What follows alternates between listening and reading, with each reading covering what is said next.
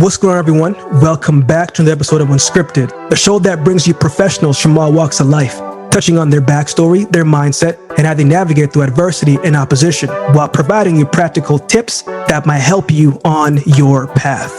I'm your host, two-time Olympian, Olympic bronze medalist, author, and motivational speaker, Akeem Haynes. Now, let's get into the episode.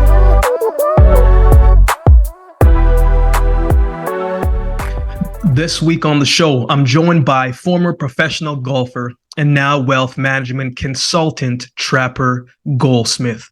I met Trapper a few years ago in Calgary at a bookstore where we had a coffee and talked about a whole bunch of different topics. But one of the things that caught my attention was his story. His golf career ended not really by his choice, but because an internal health issue led him down a different path. He had all right to be angry. He had all right to be bitter if he wanted to. But he chose to find the positive advantages amid a life-altering act. Trapper's story is a great story of perseverance, purpose, and perspective. One thing you'll learn in this episode is he does not look at setbacks and delays as a disadvantage. He looks at it as an advantage and uses that to the best of his ability to keep pushing and progressing forward. This is an episode I believe you'll truly enjoy. Check out this week's episode with Trapper Goldsmith. Trap. My man. What's up with you, man? How are you, brother? Oh, man, I'm always grateful, man. And when you start there, you can't complain. You can't complain. That's How are you doing? Awesome. Doing fantastic. It's good to see you again, my friend. You as well, man. I love the background. I love the setup that you have going on, man. I'm looking forward to our conversation today. It's been a while since we sat at that coffee shop now, huh? It has been a while. Yeah. Let me ask you this, because it has been a while since we touched base, man. During that pandemic, right? How did you get through it? What helped you get through it? What was that time like in your life? Well, it's a little different for me. My business actually exploded through the pandemic. We went completely digital, and we were one of the fastest companies to transition to digital. So all of a sudden, I went from helping athletes, in the Calgary, Alberta demographic to expanding across Canada. And now I have just as many clients in Ontario, clients in the States, as I do here in Alberta. So for me, it was a blessing for our business and adapting. I mean, it was tough to go through that for a lot of people, but sometimes I feel guilty saying it, but it was a blessing for us. Like mentally, the being locked up and stuff like that is just, I think in my toolbox, I have enough tools to manage all that, and it wasn't that big of a deal. Trap, I always start the show the same way, and I started a little bit differently already, but I always start with this, man. I believe gratitude is one of the most powerful tools. It's not something that you should force. It's something that you should feel. Give me 3 things you're grateful for today, man. 3 things I'm grateful for today. Mm-hmm. Amazing. I love this. So just got back from BC. It's Thanksgiving. And we had a bunch of family out there, my parents and my brother actually just had a newborn. So I have another nephew. Wow. Grateful for that, grateful for health, and grateful for, my wife and my 2 kids. I just have the biggest support group, and I'm truly blessed, man. So it's funny that you say that, because we don't do prayer or give grace at dinner, but we always say we have to go around the table, my wife and my 2 boys, we have to go around the table and say what we're grateful for and the best part of our day. That's our routine every supper. And when you're so right, when you come from a place of gratitude, you can't be angry, you can't be frustrated, you can't be resentful. When you come from a place of gratitude on anything, it's just a good place to come from. Man, there's a lot of things to disrupt our time and our space. And when we think about things that we cannot control, that's one of those things, right? So when we can control certain things, man, I always say, let's work internally before we focus externally, because internally, man, you can feel good and thrive even in tough situations. But we're going to get into that a little bit, Trap, because ever since we've met, man, you've always been passionate about sports and helping people in some capacity. But I'm wondering, right, like, where did that come from? Was that something that you saw growing up? What was that dynamics like? Was it something maybe your parents said or something your community said? But where does that come from for you? I think it comes from a place of transition Yeah. because growing up as an athlete and competing, that's like your number one focus. And I know you have a heck of a backstory, and that's what drew me to you was your backstory and what you went through to compete. But starting as an athlete, that you just want to compete, you want to be something bigger than yourself. Yeah. And when you transition out of that, I think when your career comes to an end, you're like, well, I want to make that difference for other people. Like I struggled with this, XYZ in sport, so I want to help other athletes that are struggling with the same thing, and hopefully help them, be better in their sport, be better in their life, whatever that will be. So I think when you've had your own struggles, when you've overcome your own obstacles, and the competing is come to an end at a sport level. I mean, don't get me wrong, I'm still pretty competitive. Yeah. You want to leave something behind. You want to make a difference. It becomes a lot bigger than just you. It becomes about making an impact and helping athletes that went through the same struggles that I did. So it was a transition for me that really found my spot to giving back to sports and helping other athletes. That's what I'm passionate about. And transition is something that we're definitely going to get into, man. I'm a firm believer that in order to understand the person, you really got to dive in and understand where they came from, and where you are now is not where you started. So I want to go back a little bit, Trap, because you had a career in professional golf. But before that, I remember you were telling me, man, like you had a scholarship to do track and field, right? Like that's where you thought your better sports was. That and volleyball, if I remember correctly. And you had a scholarship to do track and field, but why did you pick golf? How does one, because golf isn't one of those sports where it's this electrifying thing, right? It requires a different type of skill, focus, and concentration.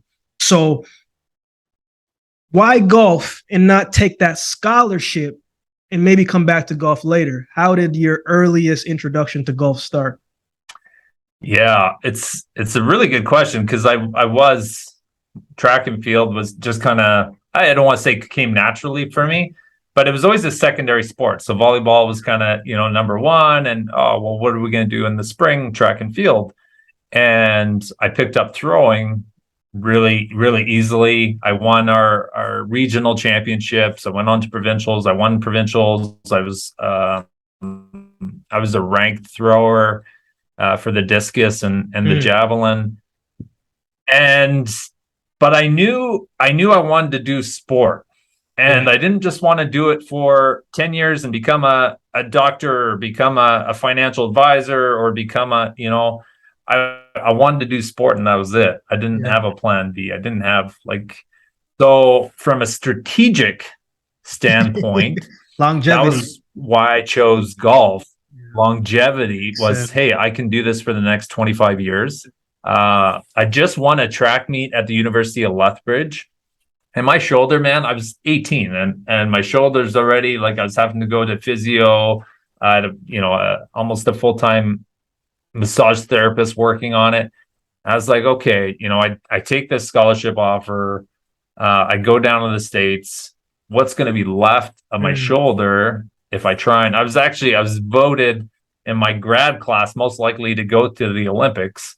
And so I probably had a real shot at going to the Olympics for track and field, but it was like, okay, well, that's 4 years. And then what? Then what do I do? So from a longevity standpoint, that was the number one reason I chose golf. Truly. What's one of the biggest misconceptions about golf, Trav? Because, you look at it, like the world loves to golf. There's a lot of people who love golfing. I went golfing once and I've never been back since, you know what I'm saying? Because it's tough. It's not something you can just say, man, I'm just going to go out and just play.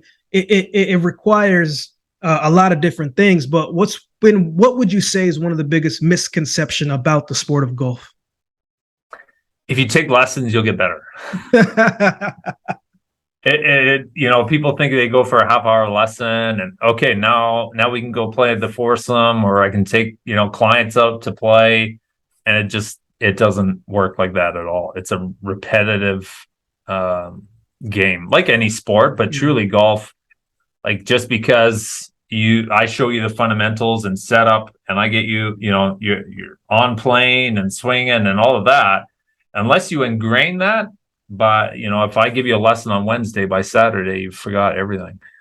So I'd say that's the bit when I hear people, I just need to get lessons. No, you just need to practice. You need to get some repetition, and then look at lessons.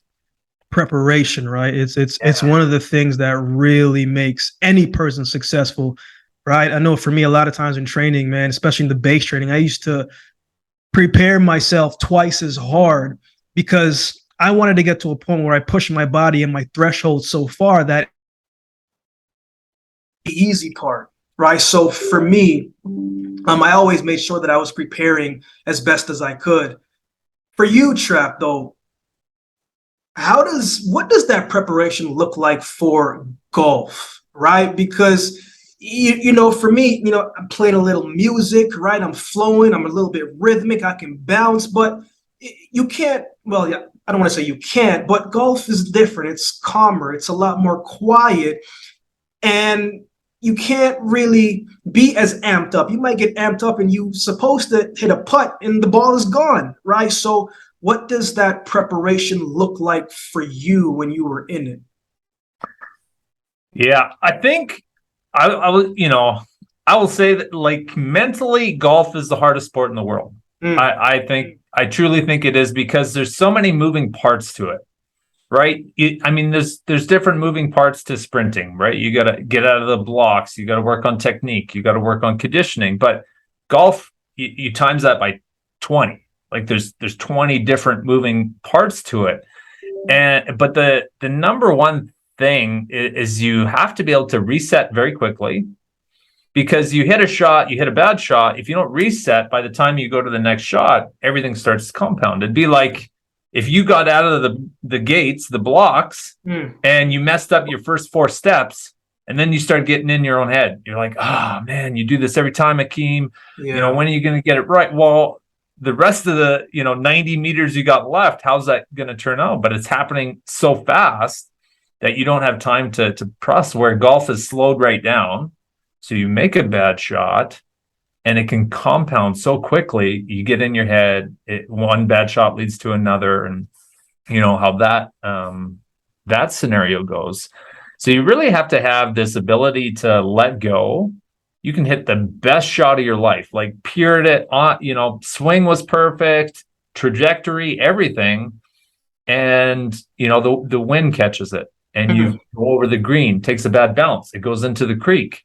And you just hit the best shot of your life. Like, that's golf. And you got to be able to hit the reset button very quickly. Some of the best players I ever played against just had this belief and this calmness that regardless of how they played today, tomorrow they're probably going to win. And regardless of how they play tomorrow, the next day they're going to win. Like, they just had this belief. And truly, I think that was my weakness, was I didn't have that internal belief with golf that, I was going to be the greatest. I struggled with that on a daily basis. Why do you think that was? Whew, that's a lot to unravel there. I didn't have the mental strength back then that I do now. Overcoming, a critical disease, and that gave me a ton of mental strength. Golf was not my first sport, so I wasn't that great when I started out. Yeah. I had a lot of catch up to do. So now I'm going to university. I got cut from my university team. I knew I wanted to play golf, but you're putting up numbers that don't resemble someone that wants to go professional. And I had buddies that were on full ride scholarships for golf, and they would kick my ass all the time. And they're like, oh, what are you going to do? Well, I want to be a pro golfer. And they're like, oh, okay. So it was, things like that.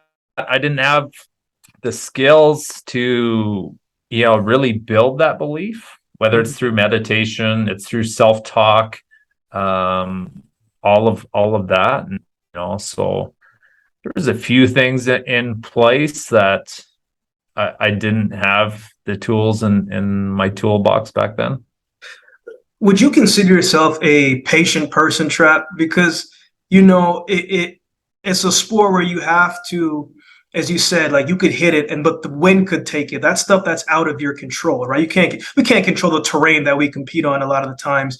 We can only control the body we're in and what we do.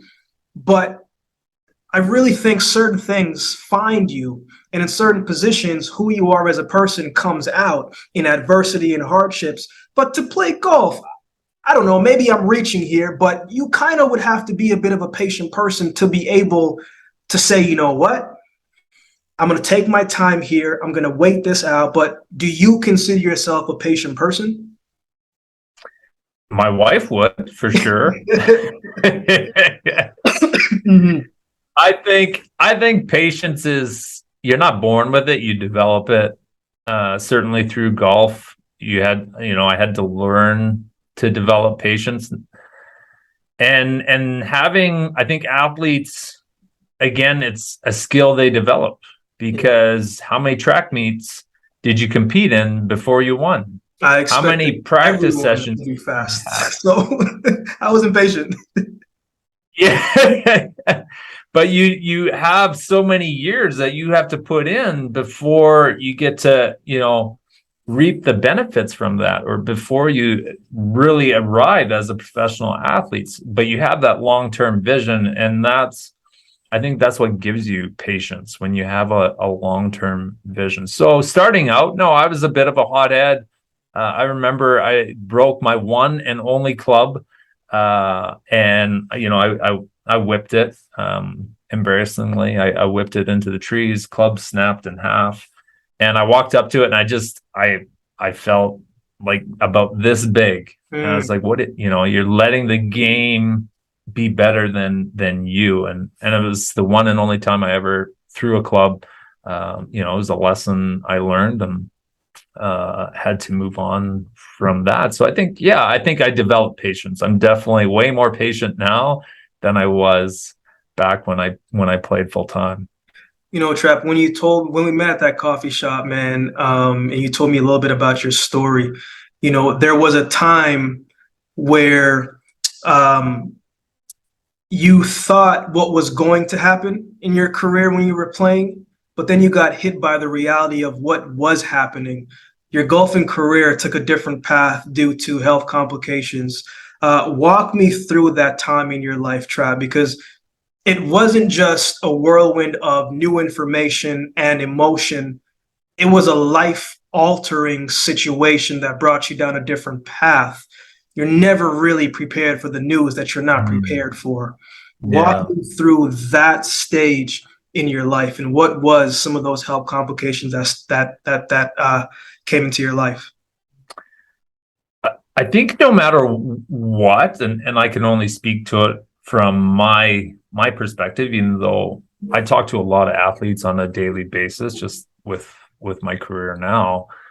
But I think in the moment at that time, that regardless of what kind of injury it is, if you're in football and you have a real bad knee injury or a back injury or something that's probably going to end your career, in the moment you're like, I'm going to get over this. 100%.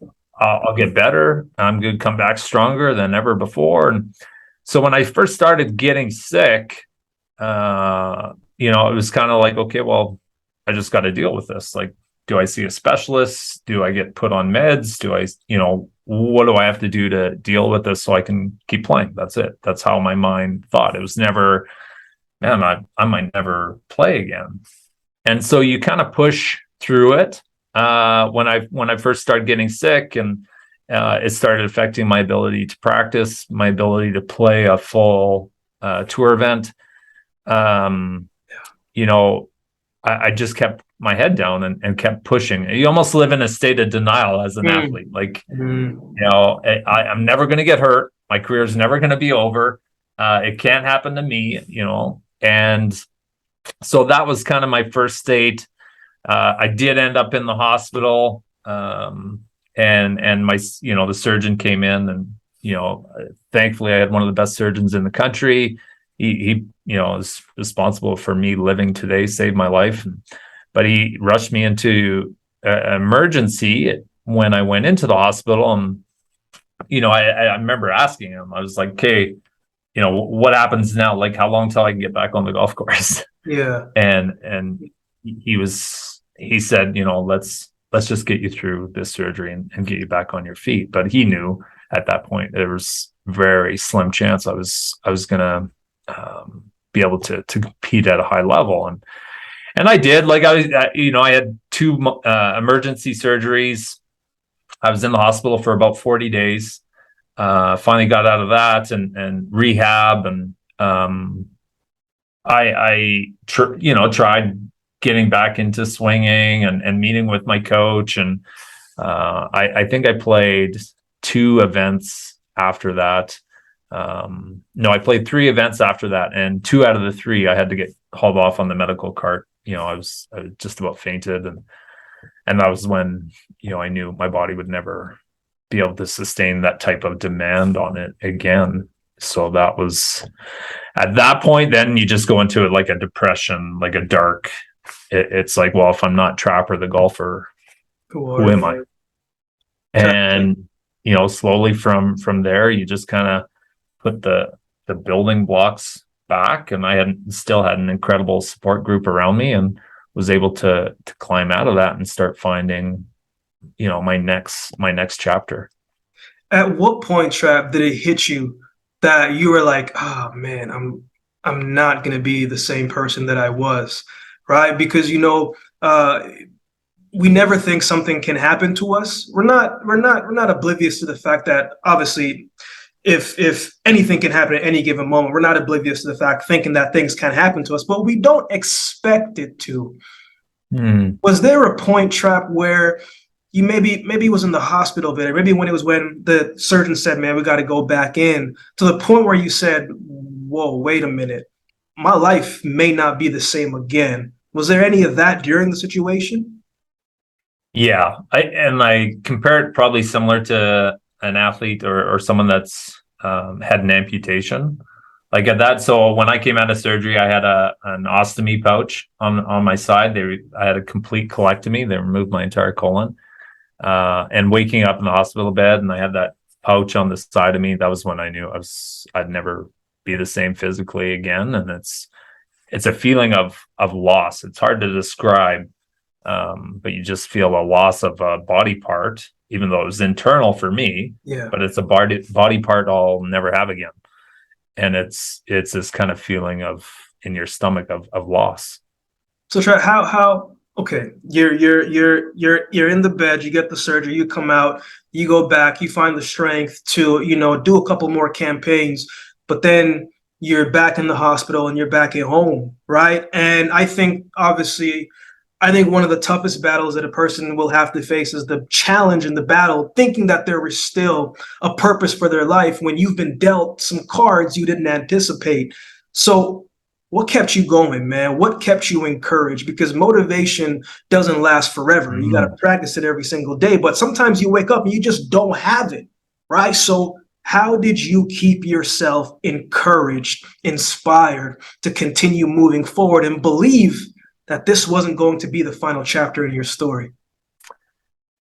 It's a slow process. It's not like, was there some moments in the hospital bed and at your all-time lows where you're like, if I don't wake up tomorrow, I mean, so be it.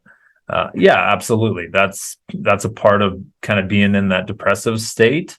But human instinct is to live, to survive, whether I've lost a limb or my career's come to an end or I've lost my job, human instinct or at the core of it is to survive. So slowly as I started getting healthier, started getting better, I started thinking about the next chapter and thinking about, okay, if not this, then what? And from that gave new light. And once I let go of Trapper the golfer, like, he's had his day. He did the best he could, and what I got from sport has shaped my life, shaped who I am, shaped the husband I am, the father I am.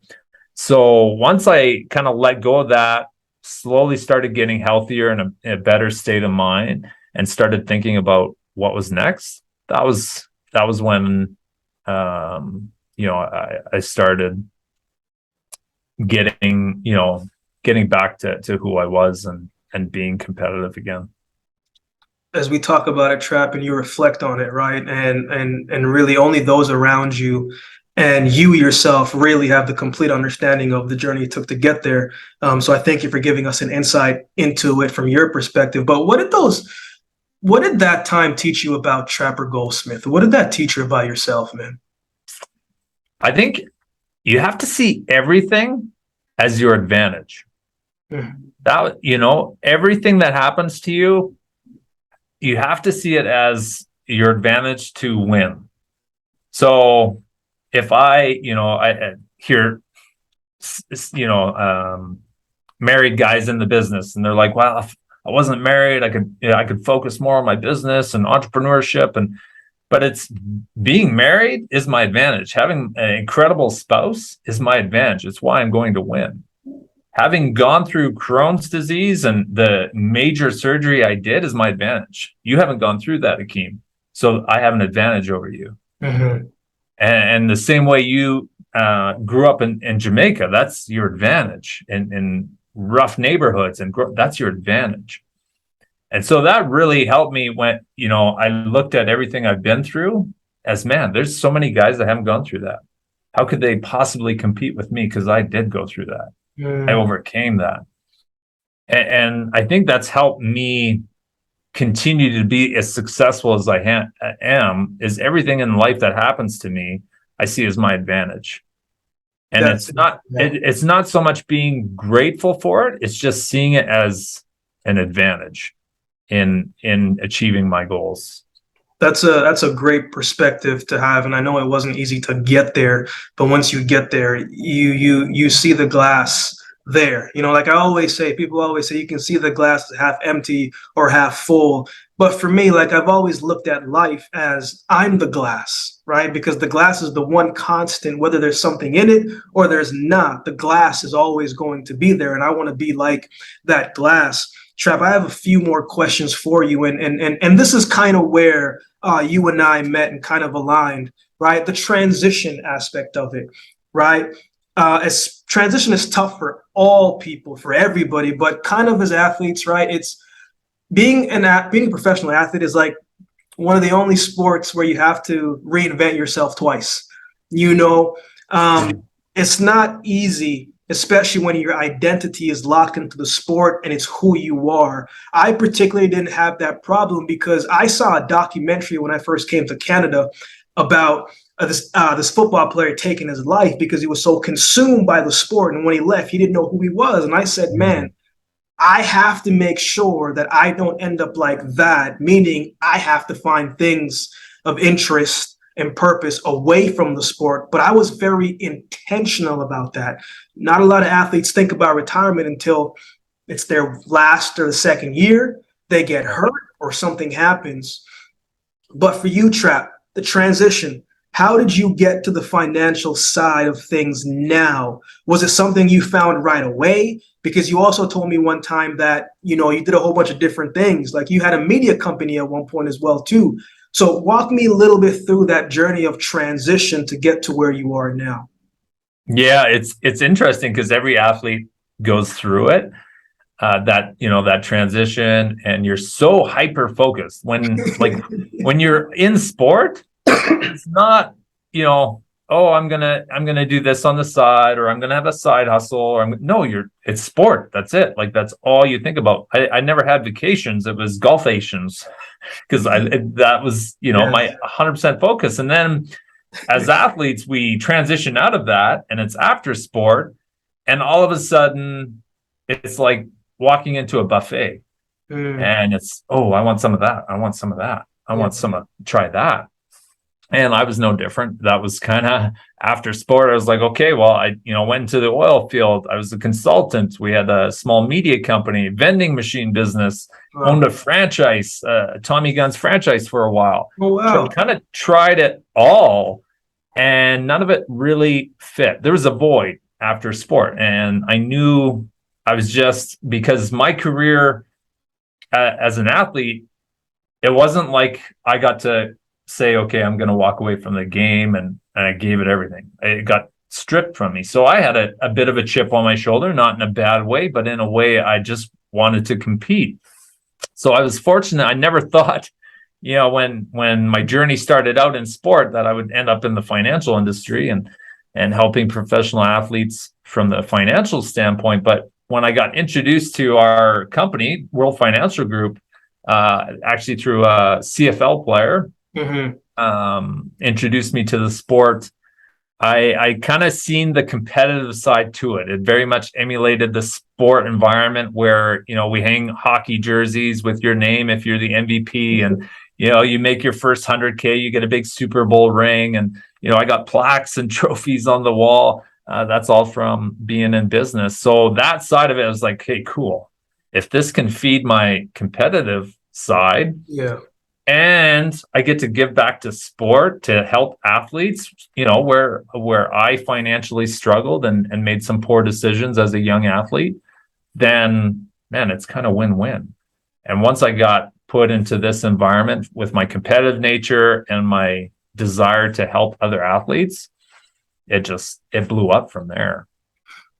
How did you take those same skills, Trap, and take what helped you get through the surgeries, all the golfing, all of the other sports, and apply it to business, to what you're doing now? Because yes, you're told that it's possible. You're told you're supposed to do that, but how? Right? You have to keep it intangible. What does that even look like when people say, man, you done this, you'll be good at this? And yeah, but how do I take my waking up at 5 a.m. to go and do this? Like, what does that look like from a practical standpoint? So how were you able to take what helped you in one side and push it over to this side? What did that look like? Yeah, every athlete, and I talk a lot about this on my social media, is every athlete has that mindset. And there's fundamentals to being an athlete. I don't care if you're a sprinter, a golfer. There's fundamentals to setting a goal, working towards achieving that goal, putting in the dedication, the commitment, not giving up. All of those things, you kind of put them together. Yeah, I didn't start golf till later in life, but I'd already been competing for 15 years. So I didn't have to learn all of those skills. Those were already set. You have a goal, you have a vision. Okay, now we strategize how to achieve that goal. And those are all, when you take those fundamental skills, you apply them to business or anything in life, you're going to become successful. They did a Harvard study, and it was they interviewed all the students, and the ones that actually didn't have any goals. Like they were just going to school, they knew what they wanted to do after, but they didn't really have any goals. They maybe had them in their head. Yeah. And then there was a group of students that actually had goals, but they didn't write them down. And then there was a group of students, and it was about maybe 3%, that had goals, wrote them down, read them on a daily basis. And they actually went back, they interviewed the students 10 years after outside of university. And the 3% that actually had goals, wrote them down, read them every day, made well over 5 times the income of all the other students. It was crazy, right? So it's those things. It's not, the physical ability or, how much weight I can push in the gym, how hard I can push my body. None of that. It's those fundamentals of achieving a goal and reading your goals, having a vision to get better. Be a better version. That's what an athlete is. Okay, hey, I was this good last year. Well, now I want to be this good this year because I have bigger goals. I want to go to the Olympics, or I want to compete at the US Open, or all of these bigger goals. And it's a constant improvement of yourself. So apply that to business, and absolutely you're going to be successful. Yeah, I think a lot of those skills are transferable. The one thing that track taught me was just discipline. So I'm like, man, if I was a disciplined athlete, what if I took that same discipline and applied it in speaking and trying to learn the business side of it and making sure that I'm prepared? Never had a problem with working hard. Working hard is a prerequisite for every single thing in life, regardless if you do sport or not.